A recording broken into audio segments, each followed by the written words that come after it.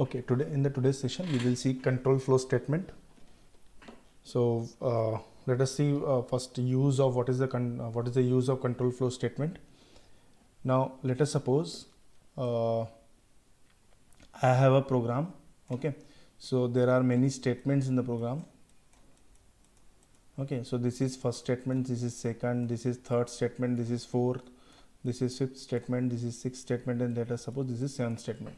Now in general what happens, the execution will this program will be executed in the same sequence as that of the sequence of these statements. Okay, so the first statement will be executed, then second statement, then third, and then fourth, and so on and so forth. So suppose in my case my requirement is, if the second, I will check one condition at second statement. If the condition is true, then third statement will be executed, otherwise the fifth statement will be executed. Okay, if the condition is false, then I want to execute fifth statement, and if the condition is true, then I want to execute third statement. So in this case I don't want to execute my code in the given sequence. Okay, rather I want my code to be executed in the sequence I want, depending upon some condition. Okay, so for these purposes control flow statements are used.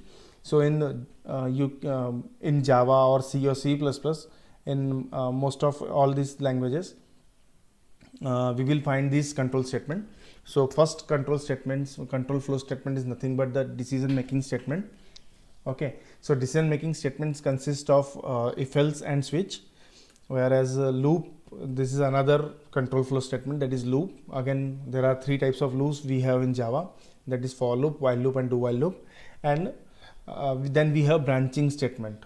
This branching statement consists of break and continue. This statement we will see one by one.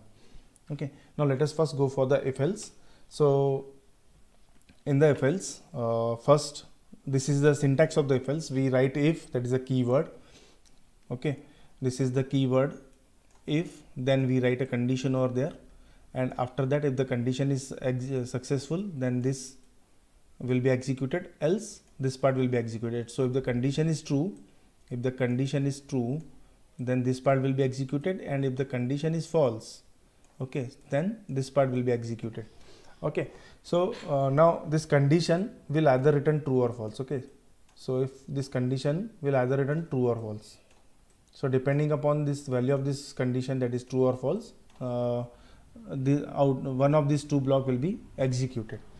Okay, and another thing is, this else block is optional. This else block is optional, means suppose the condition is true, then this block will be executed, and if the else block is not there, so if the condition is false and else block is not there, then nothing will be executed, because if the condition is true, only at that time this block will be executed, and if the condition is false, then, and if we do not have else part, then nothing will be executed.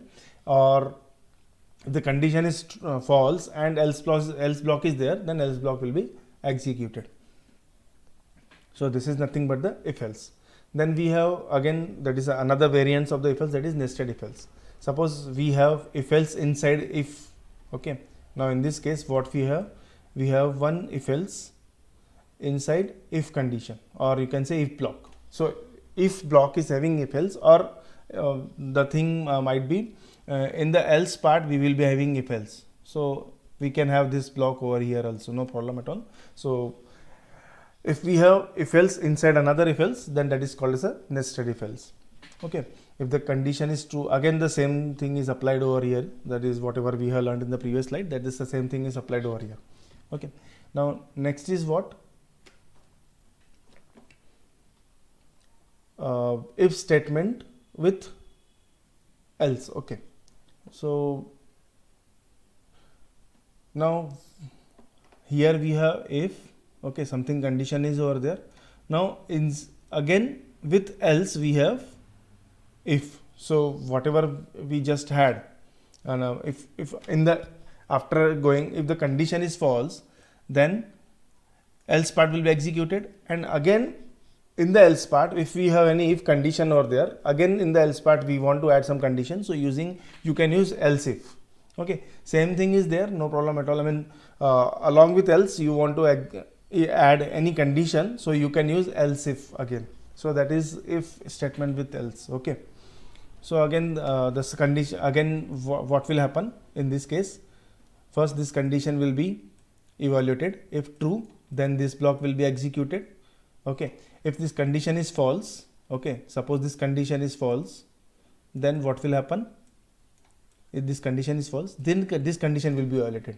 Okay, this condition is violated only if this condition is false, otherwise this condition will not be, the second condition will not be violated. Okay, so now again, if this condition is true, so this code will be executed, or if this condition is false, this code will be executed. So this is nothing but if statement with else. Okay, or you can say else statement with if, again one and the same thing. Okay, now let us see for loop. So this is the syntax of the for loop. In Java, C, C++, same syntax is there for the for loop. Okay, now what is syntax? First for loop, that is for keyword, will be written, then we will have initialization part, then we have semicolon, then after that we have condition, after then again semicolon, then increment or decrement part comes. Okay, so and along with for loop there will be some block would be there.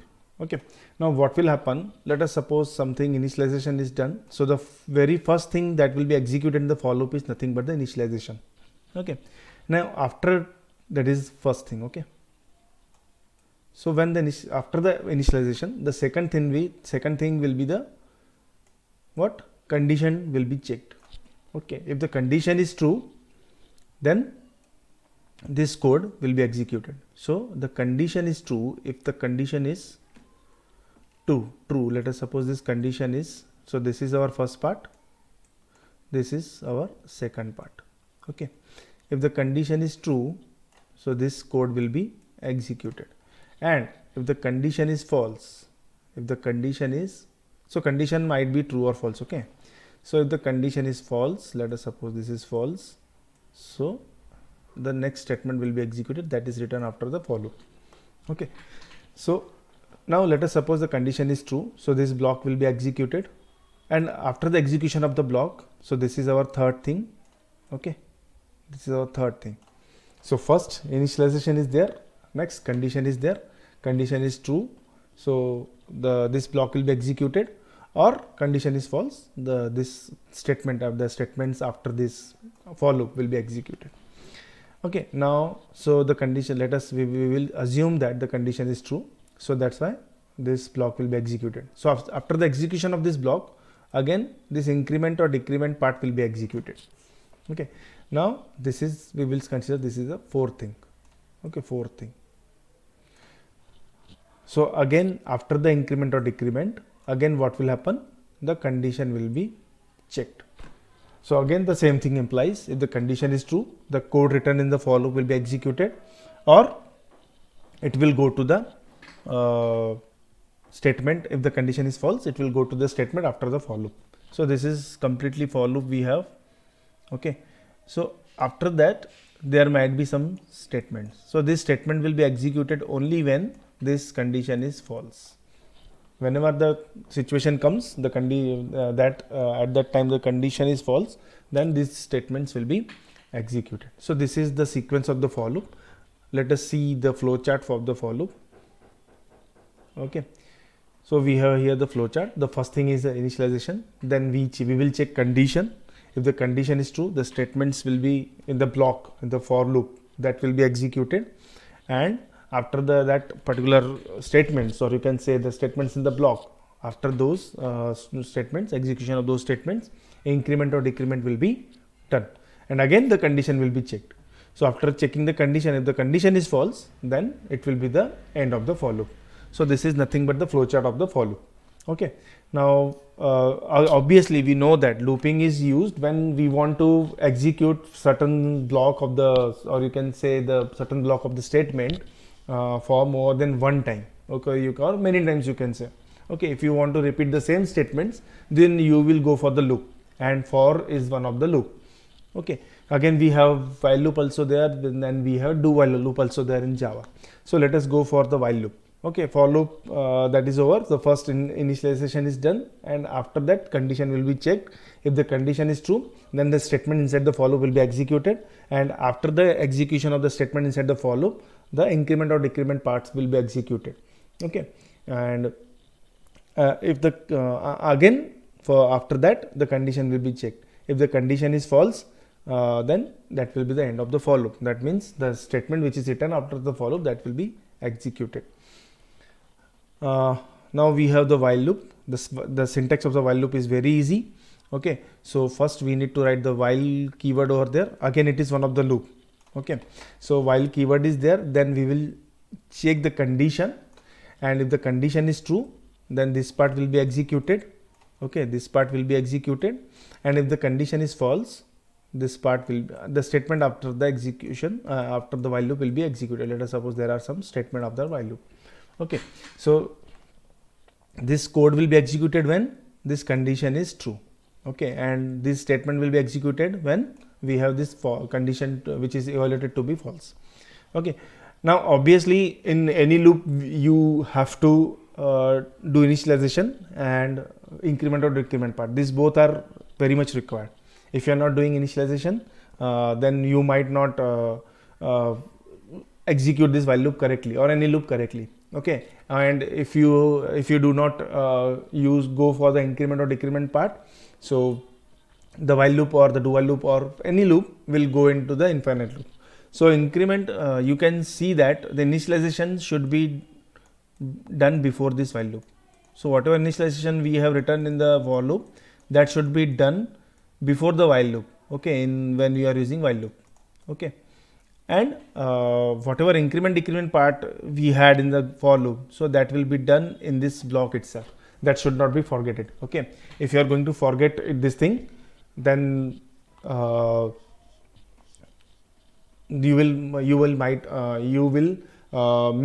may end up with the infinite while loop.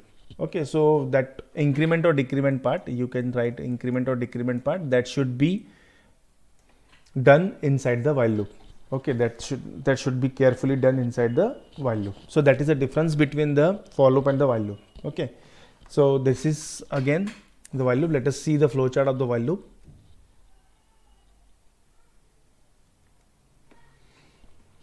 So again, start, we have while condition. If the condition is true, the body of the while loop will be executed, and yes, that is written update the counter. Okay, you can see here update the counter, right? That is very much required.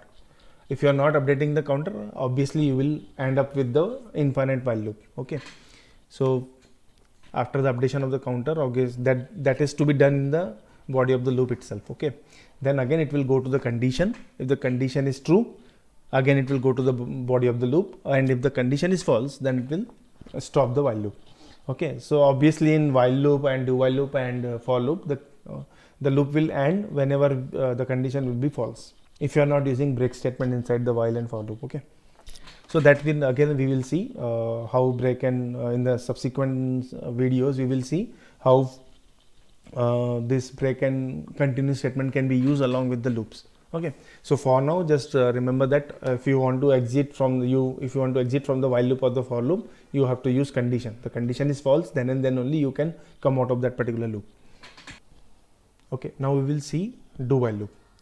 So this is the syntax of the do while loop. It starts with the keyword do, then we have block of the do while loop over here, and then we have the while keyword and the condition. So you can see the big difference between the while loop and do while loop is the condition is checked after in do while loop. The condition is evaluated after the first time execution of the block of the do while loop, whereas in while loop what we do, we first check the condition even before the first execution of the block of the while loop. Okay, and in the do while loop what is happening, the block is evaluated, or you can say the block is executed first, and then after the execution of the block once, then the condition of the do while loop will be evaluated, and if the condition is false, then it will come out of the do while loop. If the condition is true, then it is going to repeat the block once again. So that is the difference between do while loop. And one more difference you can find in the syntax, that in do while loop here you will find semicolon over there. Okay, so in for loop and while loop there is no semicolon after the closing bracket of the condition. Okay, so semicolon is there in do while loop only, so that is a part of the syntax. Okay, in while loop there is no such semicolon. Okay, so again this is a difference between while loop and do while loop. Now we will see the flow chart of the do while loop.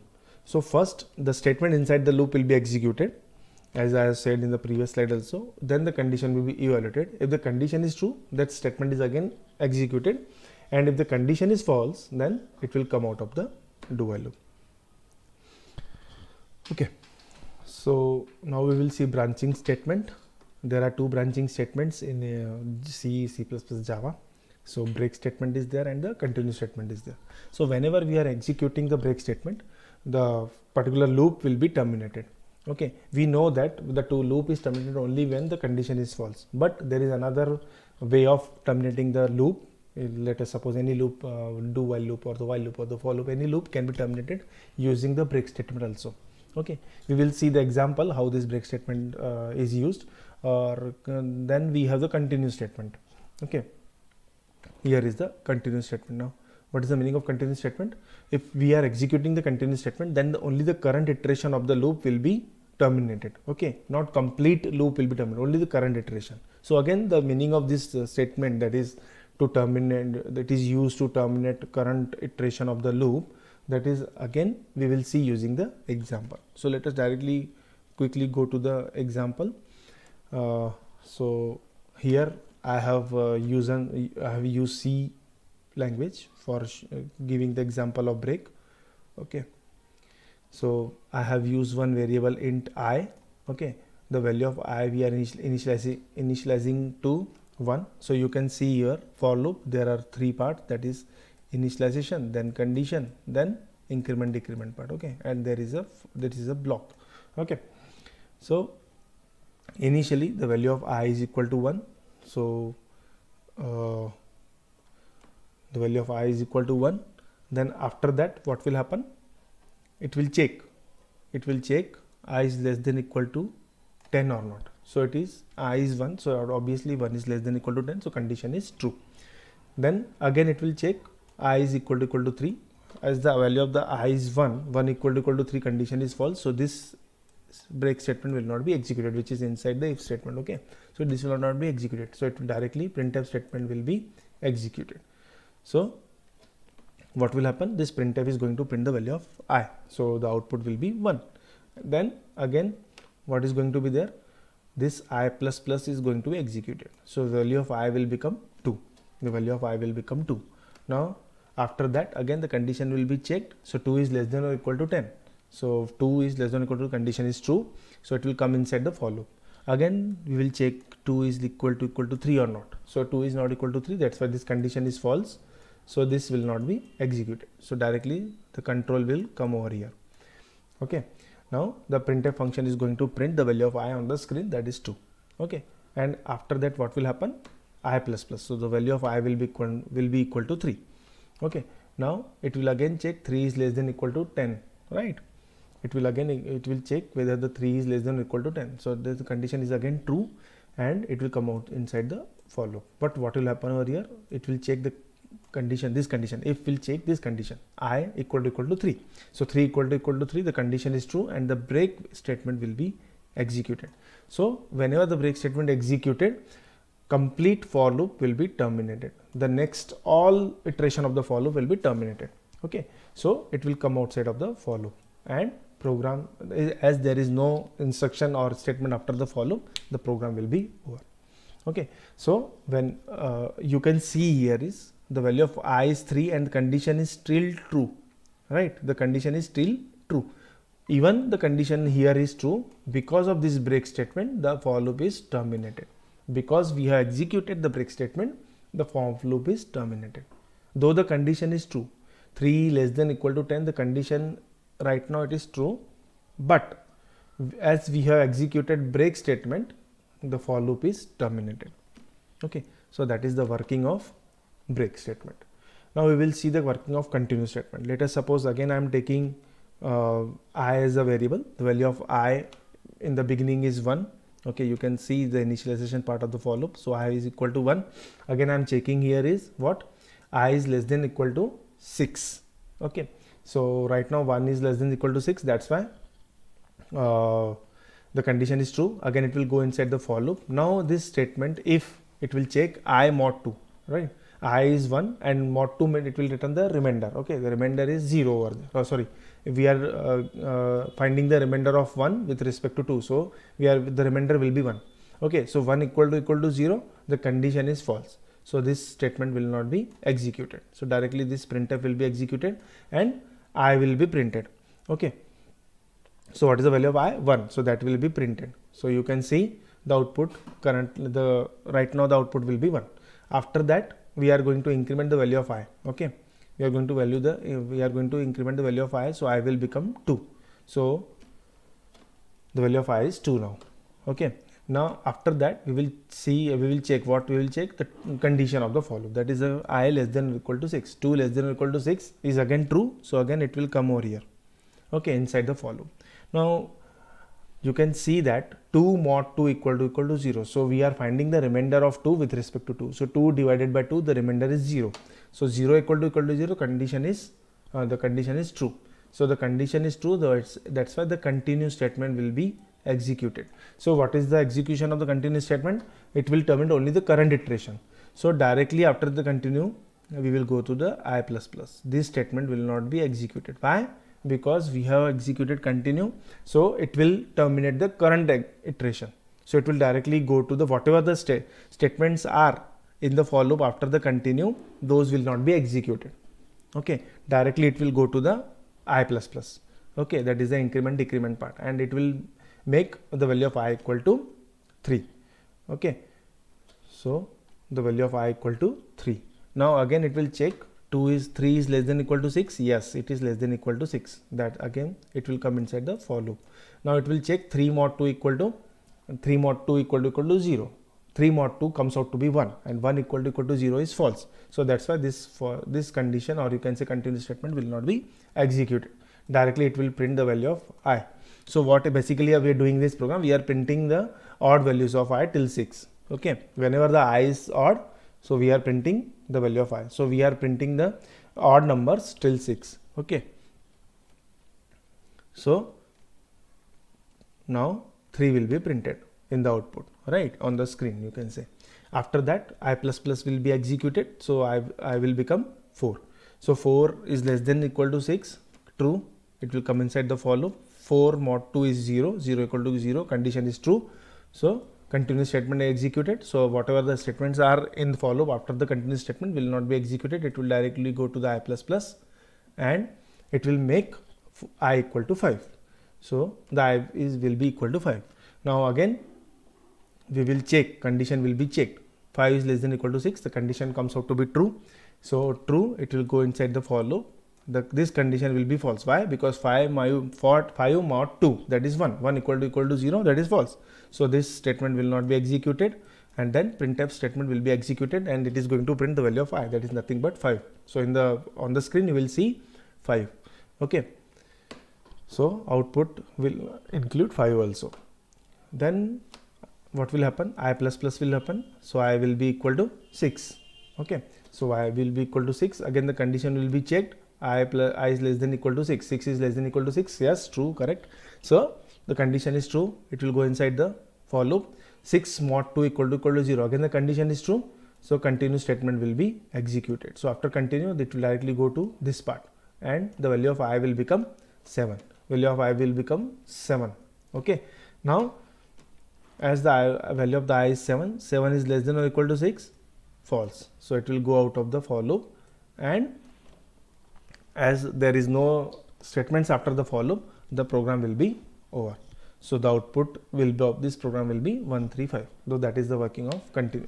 So whenever we are executing the continue, the statement after that particular in the statement which are present after the continue in the loop, that will be terminated, and it will directly going to the, again it is going to check the condition. Okay, sorry, it is going to check the it is going to be increment or decrement part in for loop, whereas in case of while loop it will go to the condition part directly. So that is the working of continue.